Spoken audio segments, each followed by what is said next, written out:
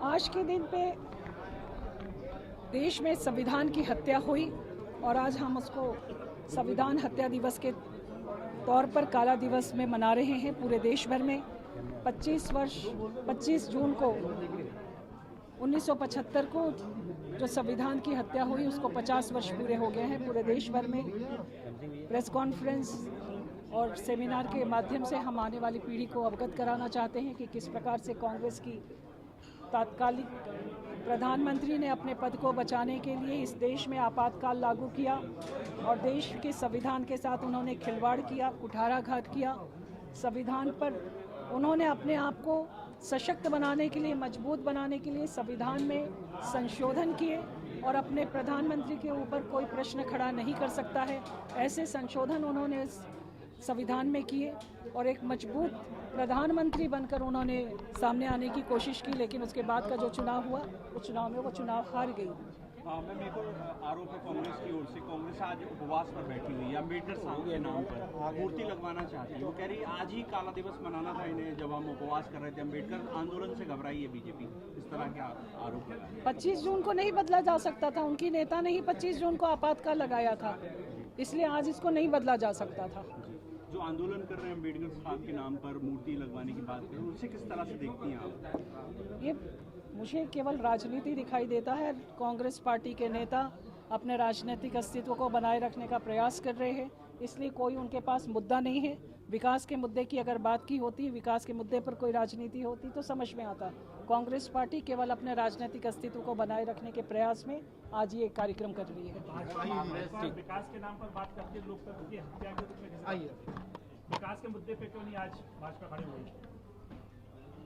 आज 25 जून है। हाँ, तो 25 जून लोकतंत्र हमने 50 वर्ष पूरा होने के उपलक्ष्य में ही आज यहाँ पर ये कार्यक्रम था। आपातकाल को बीजेपी काला दिवस भारतीय जनता पार्टी एक नेगेटिव पार्टी है। वो विकास को देखना नहीं चाहती।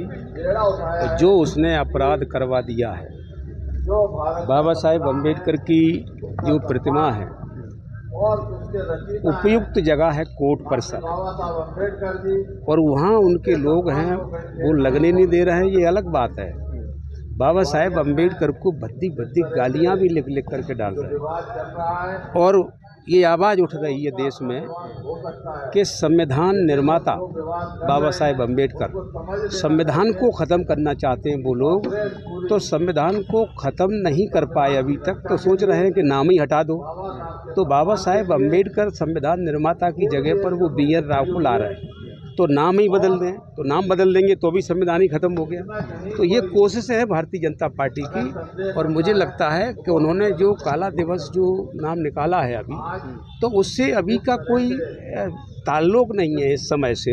ये तो बाबा साहेब अम्बेडकर के नाम से आंदोलन पूरे देश में फैल गया है।